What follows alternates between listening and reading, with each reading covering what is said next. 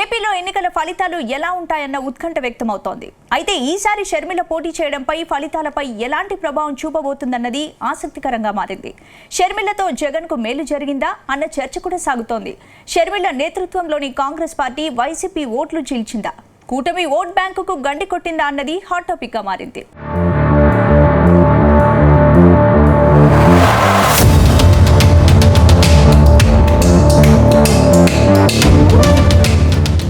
ఆంధ్రప్రదేశ్లో ఎన్నికల ఫలితాలపై ఉత్కంఠ పెరుగుతోంది.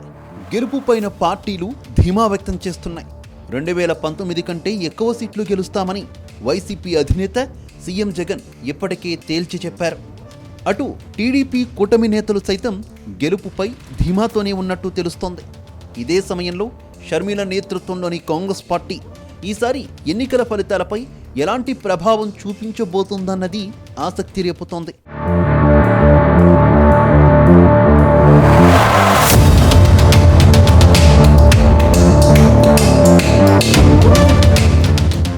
ఎన్నికల్లో షర్మిల ప్రభావం ఏంటనేది ఎన్నికల సరళిపైన విశ్లేషణలు, ఆసక్తికర అంశాలు వెలుగులోకి వచ్చాయి.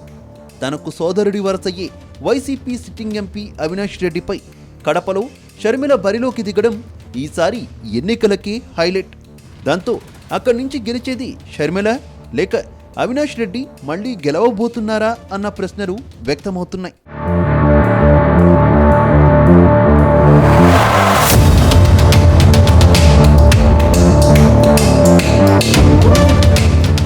పీసీసీ చీఫ్గా షర్మిల బాధ్యతలు చేపట్టినప్పటి నుంచి జగన్ పైన దూకుడుగా వ్యవహరించారు. ఎన్నికల ప్రచారంలో వైసీపీని లక్ష్యంగా చేసుకున్నారు. వివేకా హత్య కేసులో జగన్ అవినాష్ పైన ఆరోపణలు చేశారు. వైసీపీలో సీట్లు నిరాకరించిన వారికి కాంగ్రెస్లో సీట్లు కేటాయించారు. ఇక కడపలో షర్మిల ప్రభావం ఎవరికి గండి కొట్టిందనే చర్చ మొదలైంది.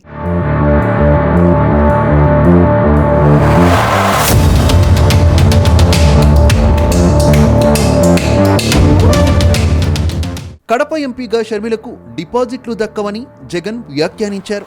అయితే షర్మిల కడప ఎంపీగా పోటీ చేయగా టీడీపీ కేడర్ సైతం సహకరించినట్టు చర్చ ఉంది.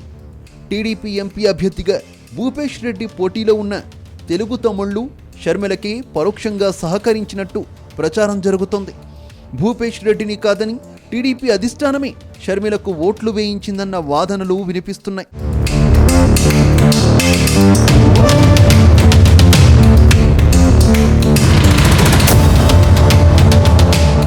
కడప, పులివెందుల, ప్రొద్దుటూరు, జమ్మలమడుగుల్లో ఎమ్మెల్యే ఓట్లు ఎక్కువ సంఖ్యలో టీడీపీ, వైసీపీకి పోలయ్యాయి. అయితే ఎంపీ ఓట్ల విషయంలో మాత్రం వైసీపీ తర్వాత స్థాయిలో కాంగ్రెస్కు ఓట్లు పోలయ్యాయని ఎన్నికల సరళి స్పష్టం చేస్తోంది. ఇక కాంగ్రెస్ అభ్యర్థులు కొన్ని నియోజకవర్గాల్లో చెప్పుకోదగిన స్థాయిలో ఓట్లను సాధిస్తారన్న అంచనాలు ఉన్నాయి.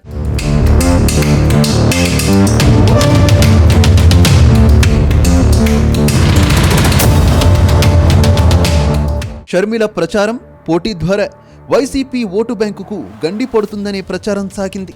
కానీ ఎన్నికల సరళిని గమనించిన తర్వాత వైసీపీకి నష్టం జరిగే విధంగా కాంగ్రెస్కు ఓట్లు పోలవలేదనే విశ్లేషణలు ఉన్నాయి.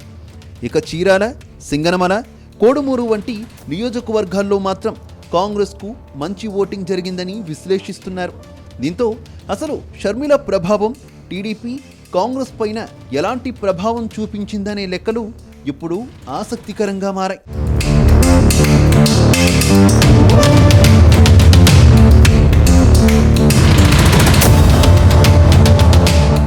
మరోవైపు అసెంబ్లీ, పార్లమెంట్ ఎన్నికల్లో వైసీపీ కూటమి అభ్యర్థులకు దీటుగా పలుచోట్ల కాంగ్రెస్ అభ్యర్థులు కూడా ఓట్లు సాధించినట్టు పోలింగ్ సరళిని నిశితంగా గమనిస్తే అర్థమవుతోంది.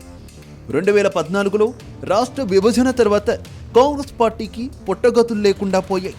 10 ఏళ్ల తర్వాత కాంగ్రెస్పై ఆంధ్రప్రదేశ్ ప్రజల కోపం తగ్గిందన్న అభిప్రాయాలు కలుగుతున్నాయి. ఈ నేపథ్యంలో పలు సీట్లలో వైసీపీ కూటమి అభ్యర్థుల్లో టెన్షన్ పెరుగుతోంది.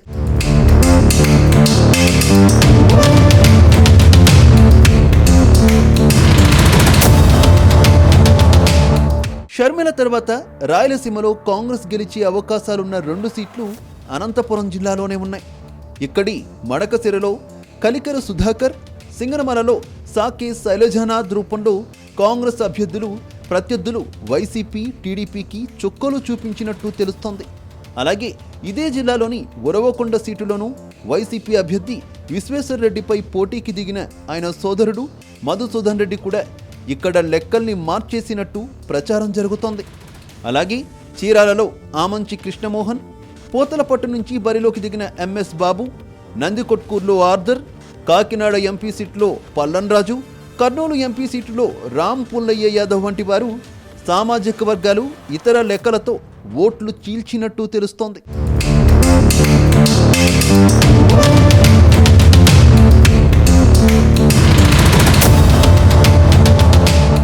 వీరు పార్టీ వారీగా సామాజిక వర్గాల వారీగా చీల్చిన ఓట్లతో వైసీపీ అలాగే కూటమి అభ్యర్థుల అవకాశాలకు గండి పడడమో లేక జయాపజయాలపై ప్రభావం పడడమో తప్పేలా లేదు.